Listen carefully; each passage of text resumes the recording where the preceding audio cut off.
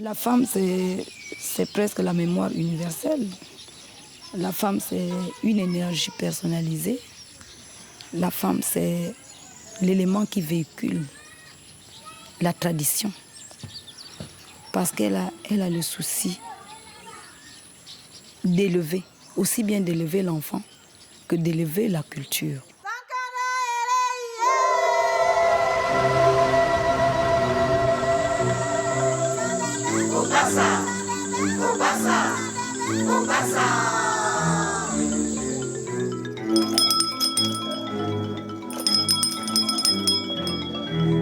Mademoiselle et Manon, que petit chien pas pressé à la banque, nous m'avait dit oui, j'ai un concours.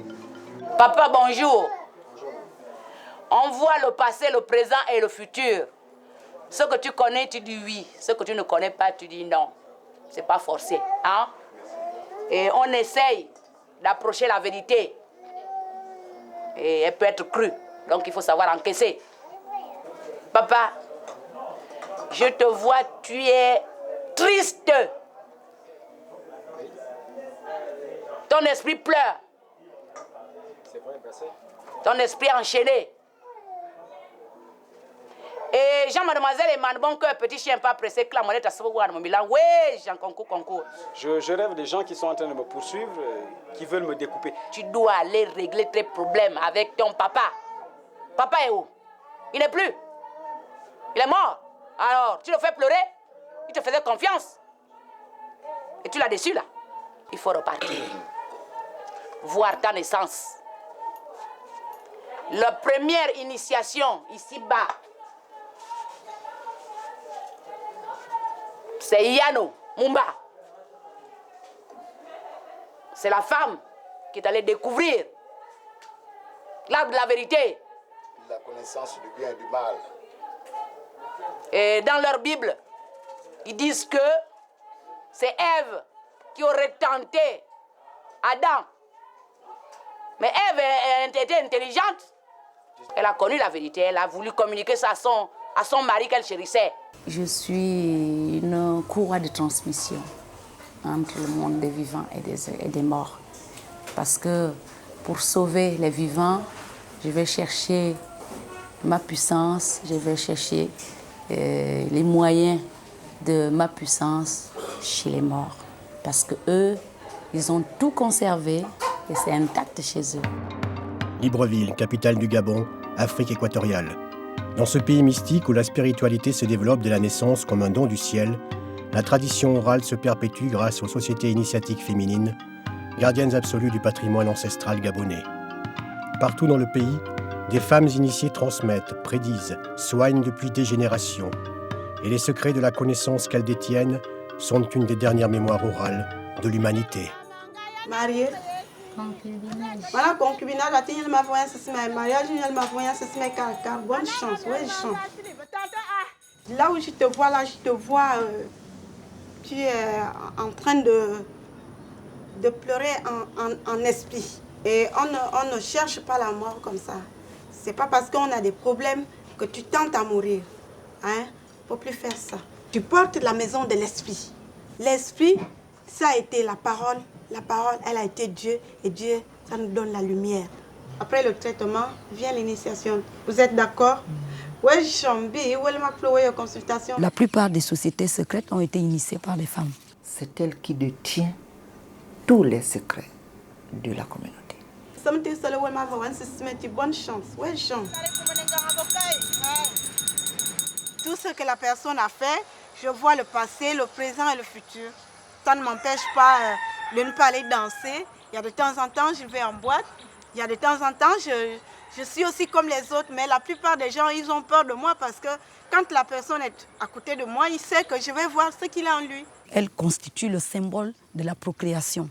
Cette procréation ne s'arrête pas seulement au niveau maternel, mais il y a une certaine maternité spirituelle, une certaine maternité traditionnelle. La femme, c'est la clé. C'est la clé même de la communauté, de sa famille ou de son clan. Nous parlons de la valorisation de l'homme, la recherche éternelle. Qui es-tu? Qui suis-je? Nous ne recherchons que cela.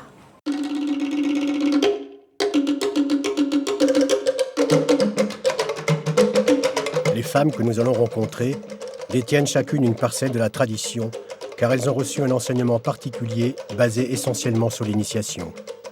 Chaque école est secrète. Chaque soin proposé est indissociable de la tradipraticienne qui le prescrit, ce qui diversifie cet héritage sacré. Au fil des siècles, il a évolué sur la forme en fonction des femmes qui l'ont porté, mais jamais sur le fond, car c'est de l'amélioration de la race humaine dont il s'agit. Ce trésor, les gardiennes le protègent et les hommes ne s'y trompent pas. Un jour, leurs chemins croiseront inévitablement l'enseignement mystique de ces femmes hors du temps. 43 ans, cet enfant, mariée depuis 25 ans, Stéphanie est l'une des gardiennes de la mémoire orale. Elle a découvert son don de guérisseuse en se faisant initier suite à une maladie. Depuis, elle a quitté son métier de secrétaire pour se consacrer exclusivement aux soins.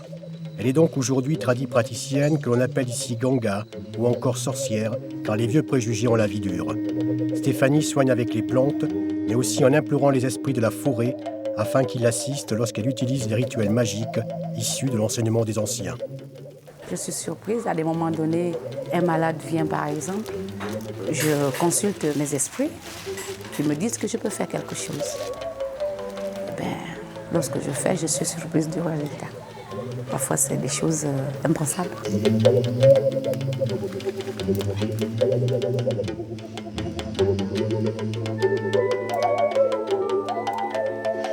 Au Gabon, l'initiation est la base de toute thérapeutique. Mais l'initiation fragilise la personne dans ses limites et il vaut mieux avoir évacué ses conflits internes avant de commencer. Stéphanie prépare donc des protections qui purifient l'esprit par le feu pour la jeune femme, par le sang scellé dans un coquillage pour le jeune garçon. Car ces deux malades sont atteints d'une maladie typiquement africaine, le vampirisme. Sortir un vampire, c'est aller dans le monde parallèle. Il y a deux côtés, le côté du bien et le côté du mal. Eux, ils vont du côté du mal pour essayer de vampiriser le plus de monde.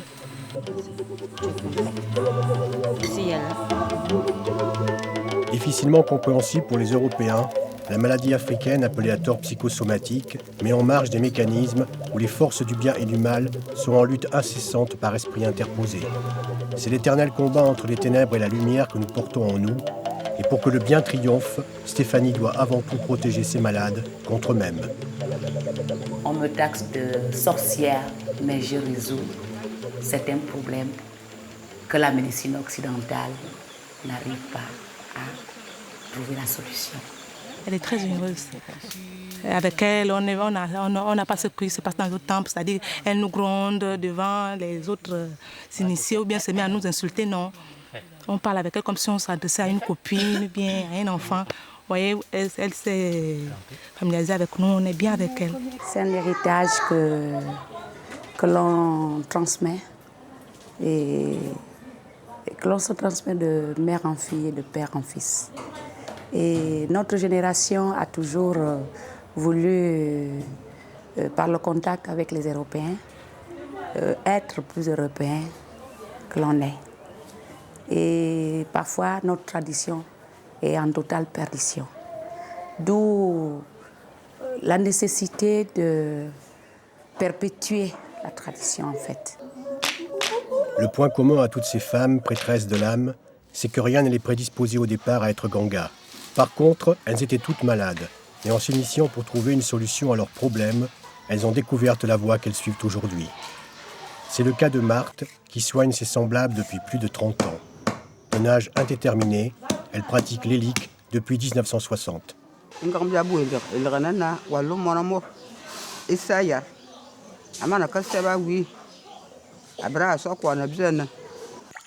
le premier jour, Marthe attribue à chaque malade un seau rempli d'herbes et de plantes de son choix. Tous les matins, il se lavera avec cette préparation aqueuse et il dormira sur une natte recouverte de ces mêmes plantes. Celles-ci ont le pouvoir d'amener le patient dans des rêves qui le renseigneront sur l'origine de sa maladie. L'élique dure 14 jours. Il est basé sur l'analyse de ses rêves que chaque malade raconte à Marthe tous les matins. Pour cela, 2 jours après son arrivée, c'est l'étape du Mesoso qui permet au malade de commencer véritablement son travail sur lui-même et de rentrer dans la confrérie des initiés, c'est-à-dire des bandits.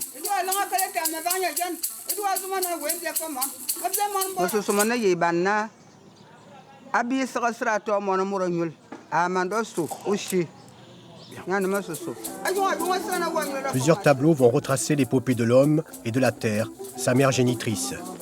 Toute initiation commence par une renaissance et c'est en passant à travers le symbole du sexe féminin que la première étape commence. Il ne peut y avoir d'initiation sans la présence de la femme, gardienne, initiatrice et mère protectrice. Ensuite, le Banzi va remonter la rivière mythique de ses origines, au-delà du souvenir de sa naissance.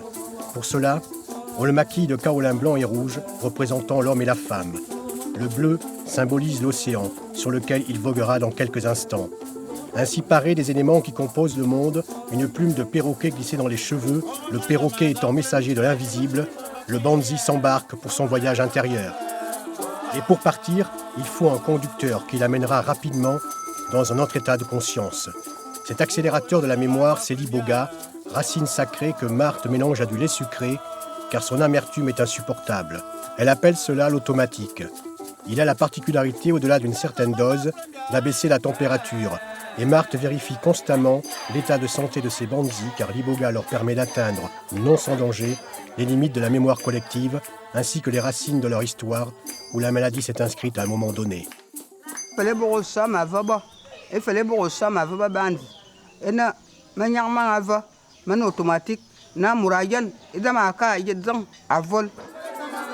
L'iboga, que l'on appelle également bois sacré, est un arbuste que l'on trouve uniquement au Gabon. Il est le lien qui unit toutes les sociétés initiatiques du pays. Il est l'arbre de vie permettant à l'homme noir de trouver les réponses qui le tourmentent. En cherchant le remède à sa maladie, l'initié rencontrera son qui suis-je et par là même son chemin de vie. Depuis des millénaires, nous ne faisons que respecter ce que nous avons trouvé et transmettre également à nos enfants ce que nous connaissons. La femme peut être le lien entre le visible et l'invisible. Ce que vous appelez visible, moi je l'appelle le monde irréel. Et ce que vous appelez invisible, pour moi, c'est le monde réel. À mon niveau, je ne transmets pas grand-chose, en fait. Ce que je fais, c'est que j'ouvre les portes de la connaissance.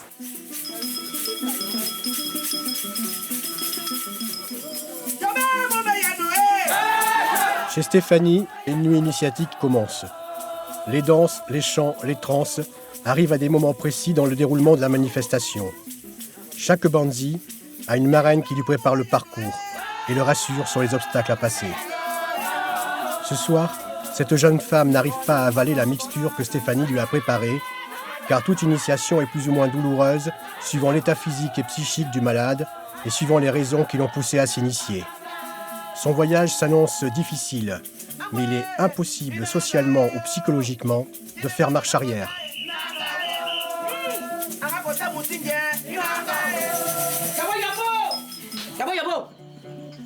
On me fait durer là. Bon, on va la marrer. On te marre?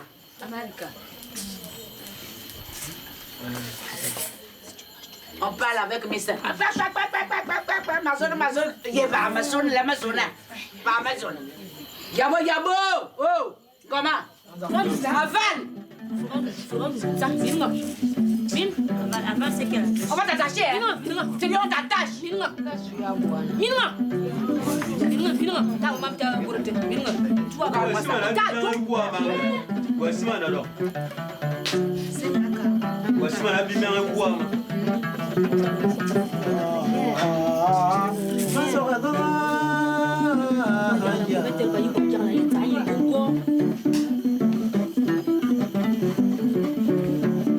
Yabo.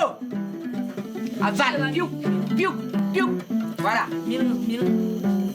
Je vais toute la nuit devant moi là. On est en retard là. Vous avez vu les mouches? Ils sont où? Donc, ils viennent de partir là, ils étaient pleins. Ah, c'est quoi? La mouche c'est quoi? C'est au caca, c'est la mort. Quand tu es cadavre. Donc on ne blague pas, hein? Quand on vous demande quelque chose, il faut donner. Fais-la s'asseoir. Tu l'as fait asseoir sur toi. Oh.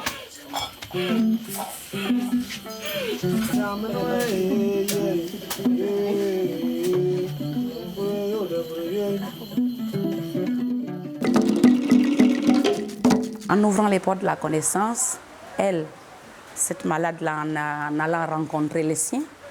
Et c'est là-bas, à travers l'initiation, qu'on lui remet toutes ses facultés. Et moi, je ne fais que canaliser, en fait. L'initiation apporte toujours un plus à la personne à l'initié, mais aussi à la société et à ses enfants. Il faut se faire modeste. On fait comprendre à la personne, à l'homme, que d'abord nous sommes de passage ici-bas. Et il faut savoir être modeste. Il n'y a pas de distinction de rang social. Si tu es femme, que tu es ministre, lorsqu'on vient t'initier, eh bien si tout le monde doit s'asseoir par terre, toi avec.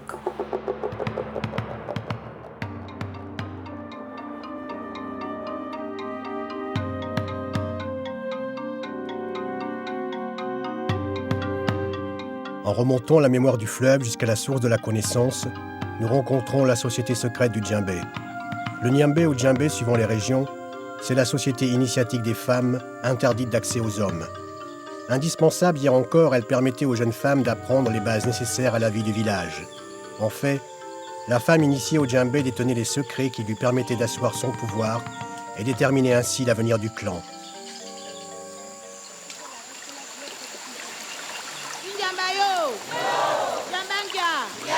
Nous sommes au sud de l'Ambaréné, dans le petit village de Komi. C'est là que vivent les 6 épouses de Moutamba, le dernier roi coutumier du Gabon. Élu par toutes les tribus du sud du pays, il veille à ce que la tradition soit respectée. Les 6 épouses du roi sont toutes membres du Djembé. Sa première épouse, Jeannette, est même la chef du Djembé.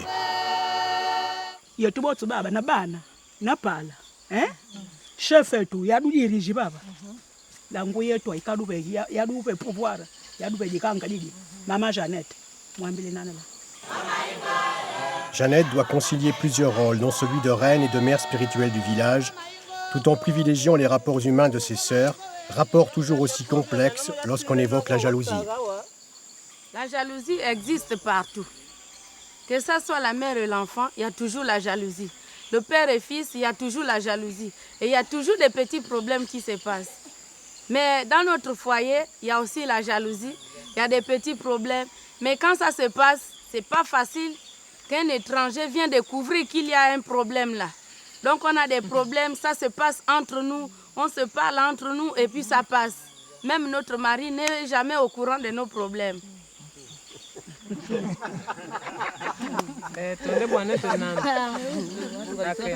Bon, c'est comme ça, on vit ici, hein? On vit comme ça, avec nos enfants aussi. C'est pas facile de déterminer que ça c'est l'enfant de l'autre, ça c'est l'enfant de l'autre. Donc, tous nos enfants, ils sont nos enfants. Ils sont les enfants de toutes les mères.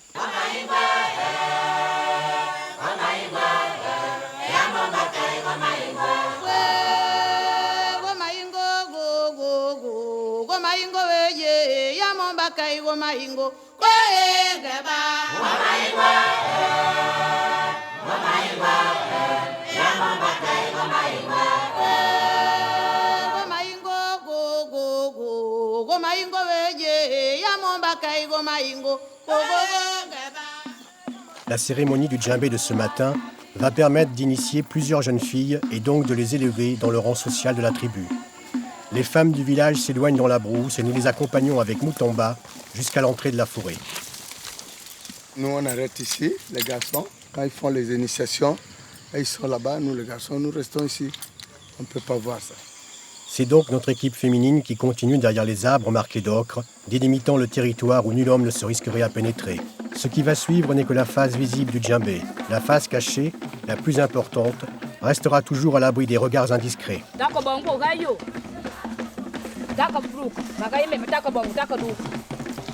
Le djembé, c'est avant tout un rite de coutume très différent des rites mystiques de chez Stéphanie et Marthe. Ici, le salut de la femme passe par son apprentissage qui va de la connaissance des plantes au rôle plus conventionnel de maîtresse de maison. S'occuper de son mari et savoir le garder, c'est aussi savoir influer sur lui et par là même sur le village. Tout l'art de la femme bantoue, c'est de savoir s'effacer sans pour autant perdre sa dignité, son autonomie et surtout son pouvoir de suggestion.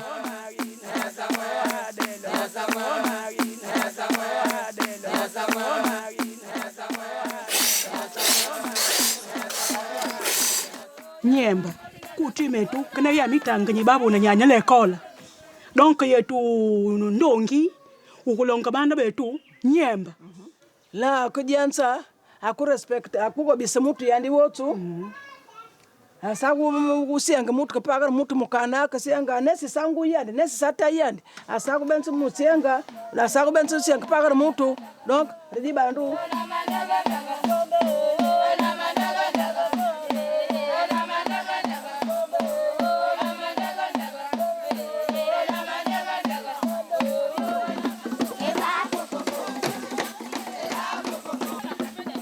sagu benso gubu parce que ikintu usiurega digubanga ka digwana continue ka mwandu na mwenda yetu wandi dugufu juska bugu timene bulongo ndiaro monyo turabana monyo turabana sisi ndibunde tu monyo turabana kufu kwetu turabana na kufu na monyo turabana dusabenzi sisa.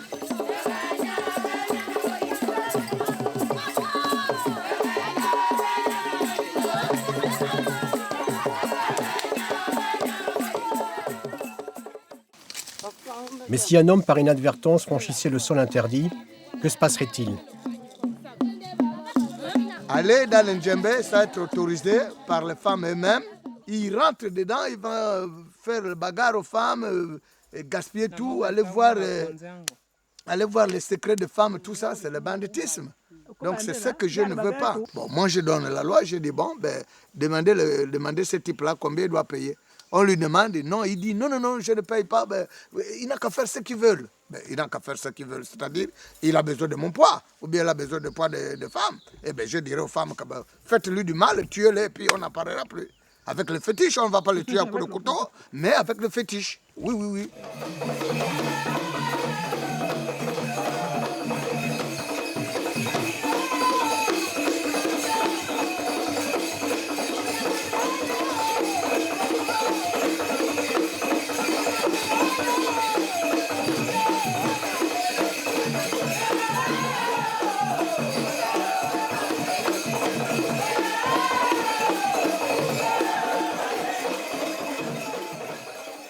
On n'a pas la prétention de le dire tout haut, mais nous savons que c'est tout bas. Nous pouvons dire que dans les sociétés, la base, c'est la femme. Elle est gardienne de la maison, c'est-à-dire par son mariage.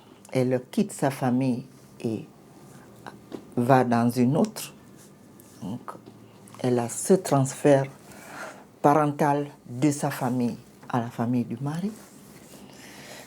Elle est donc, en même temps, joue le rôle de mère, d'épouse et de gardienne de tradition.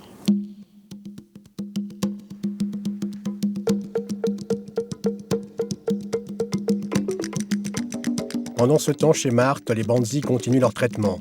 Chaque matin, depuis le début, ils racontent leurs rêves. Ceux-ci sont en général métaphoriques et toute la science de Marthe est bien sûr l'interprétation du rêve, mais d'abord elle doit vérifier si le malade dit bien la vérité. Pour cela, elle jette le dzimba. Les deux écorces doivent s'ouvrir du même côté et elle leur donne ensuite une nouvelle prise d'iboga qui les conduit jusqu'au prochain rêve, à la prochaine vision. Car pour les peuples du Gabon, animistes depuis la nuit des temps, chaque élément de la création possède un esprit qui a son importance dans le schéma global de l'univers. L'esprit mène le monde, il est partout, et toute maladie qui ne trouve pas sa solution dans la médecine moderne trouve sa conclusion chez les tradis praticiens de l'âme. Ainsi, lorsqu'un sort est jeté modifiant le destin, la maladie arrive inévitablement et il faudra toute la science du Ganga pour que la vie reprenne son cours.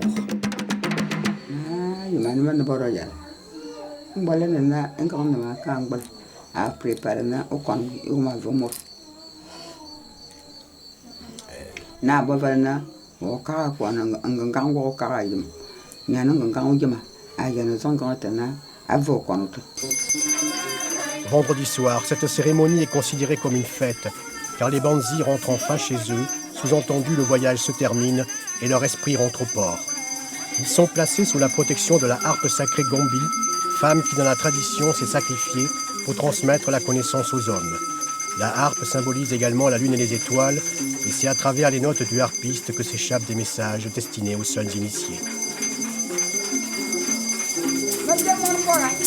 Pendant ces 14 jours de l'élite, Marthe a suivi ses malades pas à pas.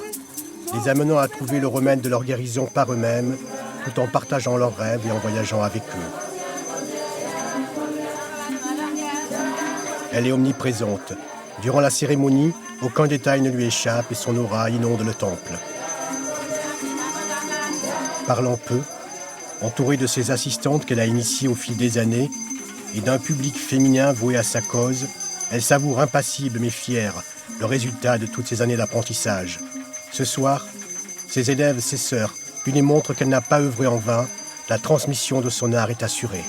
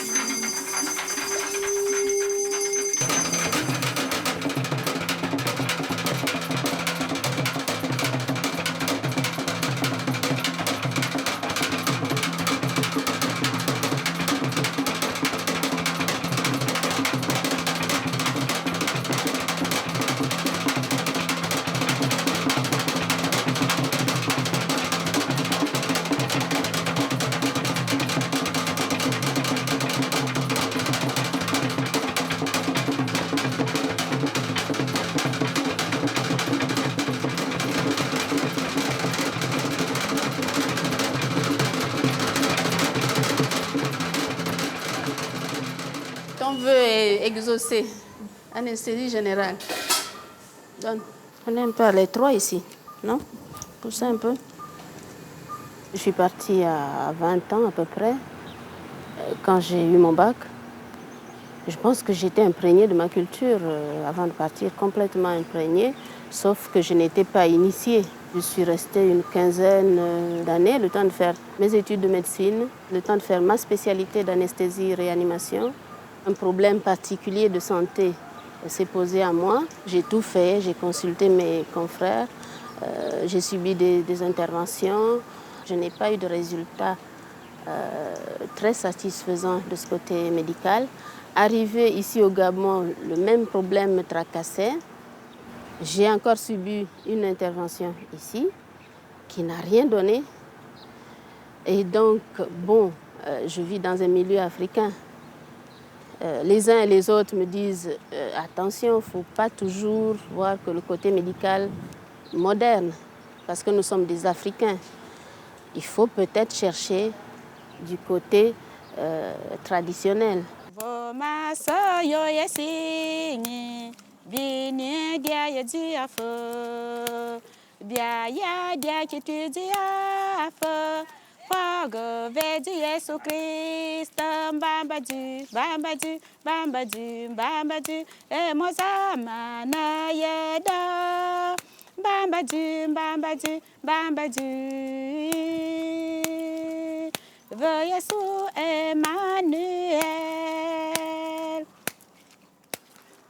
Ça ne peut pas le brûler parce que ça a un but, c'est pour chasser les mauvais esprits. Si ça brûle, c'est que la personne est vraiment bien malade, il est vraiment bien impur. J'ai été amenée, malgré moi, à consulter ce qu'on appelle l'enganga chez nous. Je ne vous le cache pas, je suis médecin, certes, mais j'ai bu des décoctions, j'ai subi certains traitements. On se rend compte qu'on ne peut pas vivre de la même manière en France ou aux États-Unis. On vit dans son pays avec la société et c'est à nous de nous intégrer. Nous sommes chez Madeleine, dans la banlieue de Libreville. Elle aussi pratique l'hélique, avec toujours les mêmes principes. Leur nourriture, c'est les médicaments. Là où ils dorment, c'est les médicaments.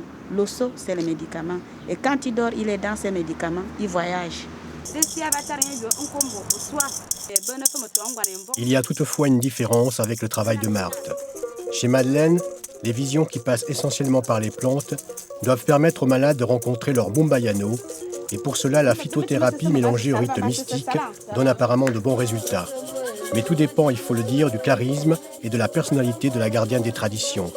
Celle-ci attribue à la plante une double fonction, soigner le corps et l'esprit, et révéler à l'homme que cette notion intime et floue qu'il porte en lui se nomme sacré.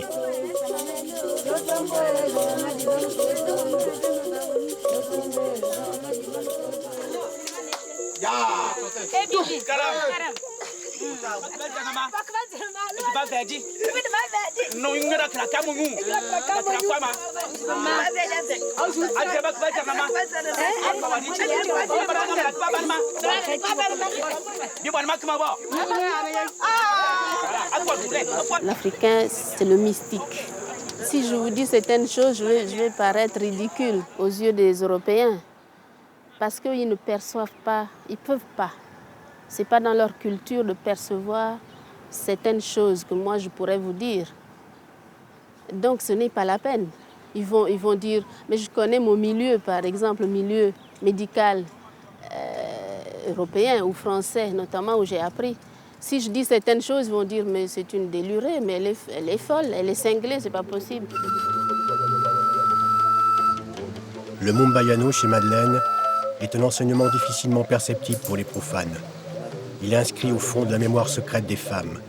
Par recoupement, par bribes de leur récit, on peut retenir ceci. Au commencement, nous étions deux.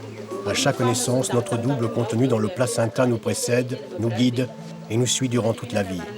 Le Mumbayano, c'est l'ange gardien de nos actions, le miroir de notre pensée que les initiés doivent nommer pour devenir bandits.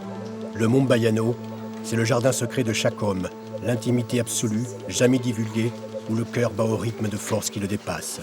Si quelqu'un ne me parle pas d'abord son Mumbayano, il peut même faire là 1 mois, 2 mois.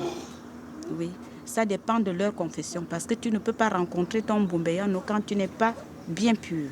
Je ne peux pas expliquer parce que mes malades sont là.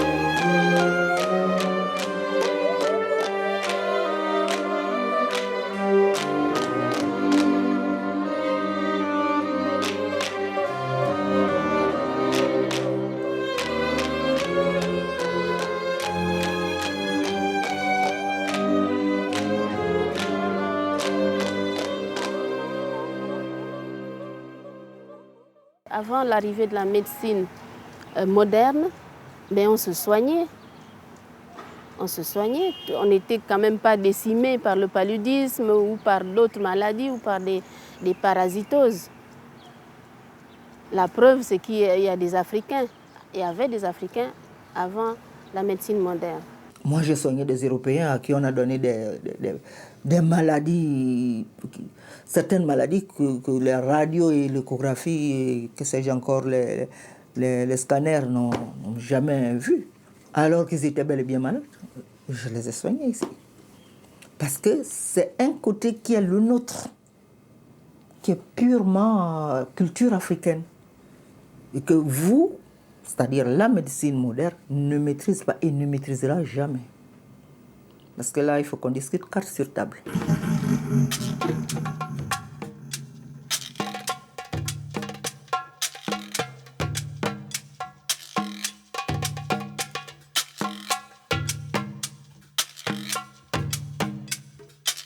La rencontre avec Madame Regueneau nous amène dans un autre cadre, une autre atmosphère. La transition est saisissante avec ce que nous venons de voir. C'est une pratique totalement différente, un dépouillement de la forme donnant à son art épuré un regard proche de la perfection. Depuis une quinzaine d'années, elle soigne. Disposant d'un cabinet en plein centre-ville où elle traite ses malades avec la phytothérapie, elle est reconnue internationalement comme une des plus grandes, ne connaissant pas l'échec. À côté de son cabinet pour les cas difficiles, lorsque les plantes sont insuffisantes, dans un endroit retiré de la ville, elle a son banja, où elle se transforme l'espace de nuit pour sauver ses semblables. Pourtant, au début de son histoire, comme toutes les autres, elle était malade.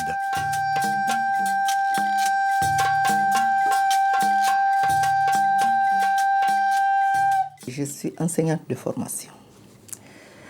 Et j'étais loin de penser qu'un jour, je pouvais traiter avec les plantes. Je me suis retrouvée malade. J'ai souffert pendant, disons, plus de 4 mois de violents maux de tête. Je suis allée en France me faire soigner. On m'a passé ce scanner. Je suis revenue comme je suis partie. Je suis rentrée et j'ai continué à passer des journées dans ma chambre à coucher. C'est de là qu'un esprit a dit que c'est lui qui était à la base de ma maladie. Et c'est ainsi qu'on a procédé à une seconde initiation. Et on a fait tout ce que cet esprit a demandé. Et c'est comme ça que j'ai été guérie.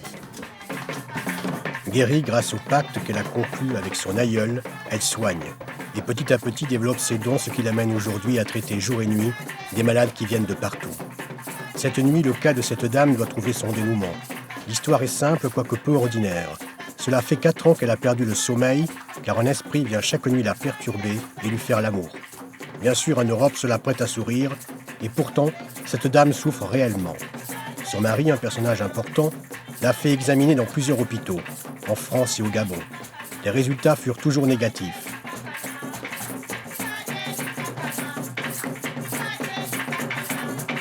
Ce soir, c'est leur dernière chance. Madame Reguénaud va demander à son ancêtre d'intervenir et de couper la corde à laquelle cette malade est attachée. En d'autres termes, cette personne est envoûtée, il faut l'exorciser. Bernadette Reguénaud va donc petit à petit cohabiter avec son aïeul, à qui elle laissera la responsabilité d'extraire le mal.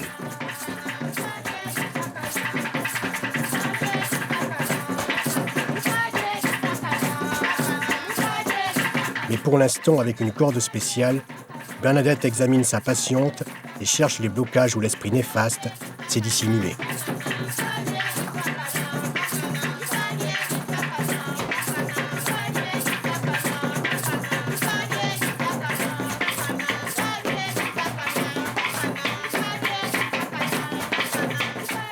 C'est pas dans tout le corps que vous l'avez. Il y a des endroits clés où vous êtes attaché. Je suis obligée de faire appel à mon maître, si je peux l'appeler ainsi, et c'est dans son domaine, à lui, que tout se passe. Parce qu'ici, on peut tout faire, il ne viendra pas.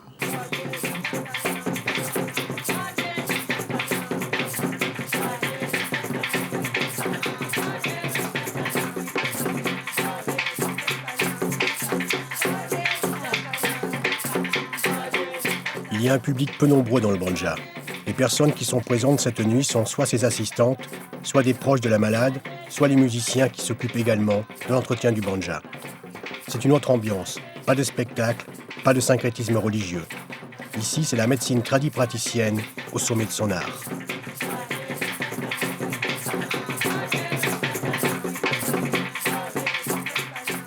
Il y a une différence entre la religion et l'initiation, c'est-à-dire la tradition.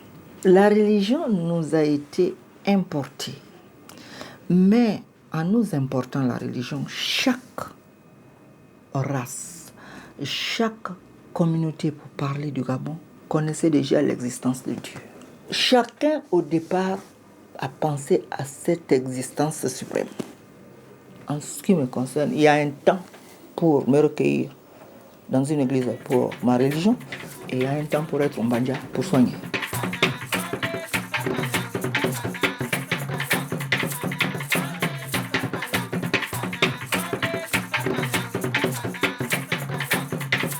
Lorsque je suis en transe, je ne me contrôle pas. Je ne sais pas ce que je fais.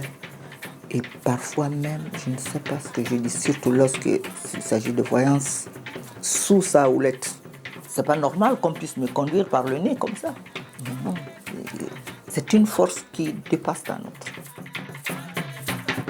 On le remet dans l'état actuel, c'est-à-dire tel qu'il est envoûté, si j'ose employer ce terme, pour ensuite la détacher au moment où le fameux esprit viendra faire son travail. Il le trouve à l'état actuel de fait. c'est-à-dire une personne attachée qui a une corde, qui a un mal, et qui a un esprit inusible. Ensuite arrive la partie difficile où il va falloir extraire le mal réellement. Et ce n'est pas sous mon contrôle que ça se fait. C'est là où je suis absente et qu'il agit par des méthodes qu'il connaît lui. Il est 2 heures du matin. Bernadette en transe est totalement habitée par l'esprit de son ancêtre masculin. Celui-ci s'exprime en langue minée d'autrefois. Difficilement compréhensible pour les personnes présentes, les traductions s'imposent, car à ce moment-là, un palabre s'engage. Il demande qu'est-ce que tu es en train de lui faire. Il faut lui expliquer. L'esprit nous aperçoit et s'étonne de notre présence.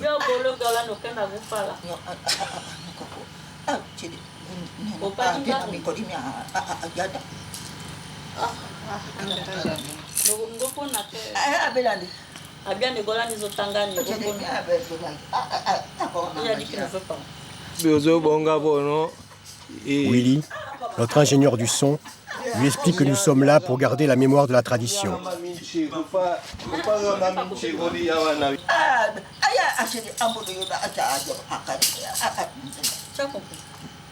Il dit que tu n'es pas malade, qu'est-ce que tu es venu chercher ici?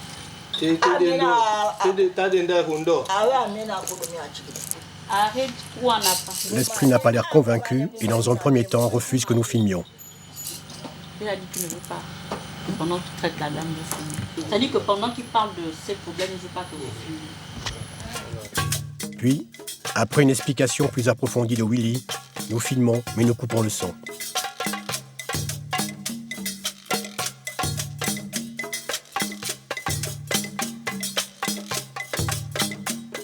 Et il me surprend la plupart du temps. C'est surprenant, ça vous marchez, ça vous surprend.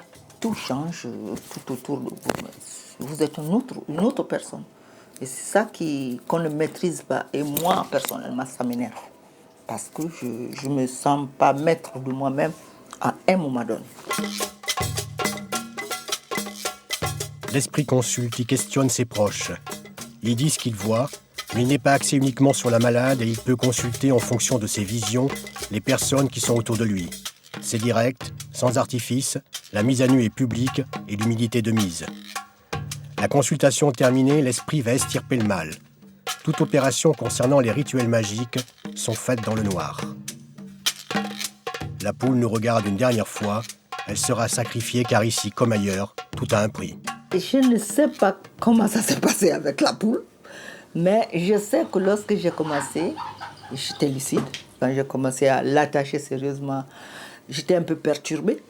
Je prenais quand même le dessus. Il y a toujours la présence d'une poule noire. Et lorsque la lumière revint, l'esprit était reparti. Madame Rebieno semblait extrêmement fatiguée. La malade, elle, est amenée dehors pour une dernière purification et aux dernières nouvelles, pour la première fois depuis 4 ans, elle dort comme un bébé. C'est un don qui demande beaucoup de disponibilité, beaucoup d'amour envers les autres. Parce qu'il y a des maladies ou des malades, il faut avoir le cœur gros pour les traiter. Tout passe par le rêve. Il suffit que je dorme. Ne serait-ce que 5 minutes me suffisent largement pour voir le traitement adéquat. Les femmes d'aujourd'hui n'ont pas conscience du trésor qu'elles détiennent. Et il va falloir que nous autres, nous travaillions pour la prise de conscience et pour perpétuer la tradition. Et Jean, mademoiselle et man, bon cœur, petit chien pas pressé, clame, on est à Soumougar, mon Milan, ouais, Jean, concours. Tu n'as?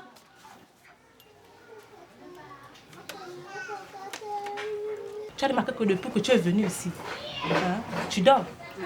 Parce que ici, tu es en protection, tu as la protection des esprits qui sont ici.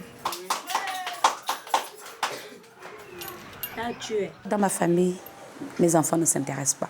Mais c'est plutôt des malades que j'ai guéris qui s'intéressent et qui, soit par devoir moral, soit par dévouement, parce qu'eux, ils ont aussi reçu cet héritage-là, que je me sens obligée le transmettre. Stéphanie a décidé d'écrire et elle incite souvent ses élèves à prendre sa place en les stimulant à sa manière. Applaudissez! Ça a été très dur parce que mon conjoint n'a jamais compris cela. Quand mon épouse a commencé ces activités-là, ça nous a posé de nombreux problèmes. D'abord, moi-même, je l'ai accepté difficilement. Mes parents l'ont accepté difficilement. Ça fait des conflits énormes. J'ai été même au bord du divorce à cause de ce travail. Parce qu'à un moment donné, la famille m'a posé un ultimatum de choisir entre mon foyer et mon travail spirituel. J'ai essayé de dépasser tout cela, jusqu'à venir même m'initier. Je me suis initié également pour essayer de comprendre, parce qu'il fallait que je comprenne absolument. Et là, j'ai découvert quelque chose d'extraordinaire au niveau de ces activités. J'ai découvert un côté mystico-spirituel de nos coutumes, de notre société, que j'ignorais auparavant. C'est d'un apport considérable au niveau de l'humanité si on pouvait effectivement faire connaître cela. Aujourd'hui, l'oralité est menacée. Tout d'abord, la situation du pays a changé. 1 200 000 habitants sur l'ensemble du territoire le plus riche de l'Afrique noire. Hier encore, plus de 60% de la population se trouvait dans les provinces.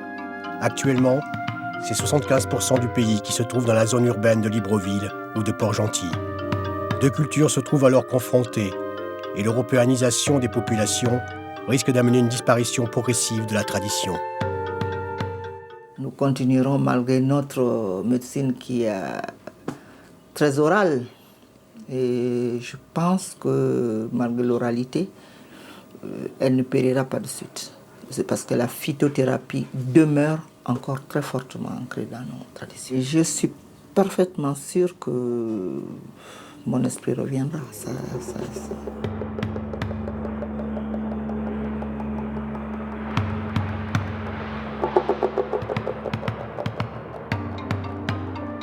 Jeannette et ses sœurs du djembé, Marthe qui voyage à l'intérieur de nos rêves, Stéphanie qui trace un pont entre les rives de la conscience, Madeleine et son Mumbayano, Bernadette et son art ancestral de la guérison sont des femmes très différentes les unes des autres, mais elles ont toutes le même souci.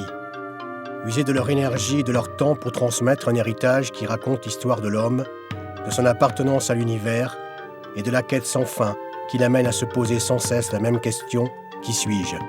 Ces femmes nous offrent depuis toujours la réponse à nos interrogations les plus personnelles grâce à l'initiation. Elles sont notre dernière mémoire, mais aussi notre futur immédiat, une chance de nous réconcilier avec nous-mêmes à l'aube du 3e millénaire, car elles détiennent pour un court instant encore un des derniers trésors de la richesse humaine. Là, vous me parlez de quelque chose d'intéressant. Esprit, vous pouvez m'expliquer en France comment... De la conscience. C'est tout?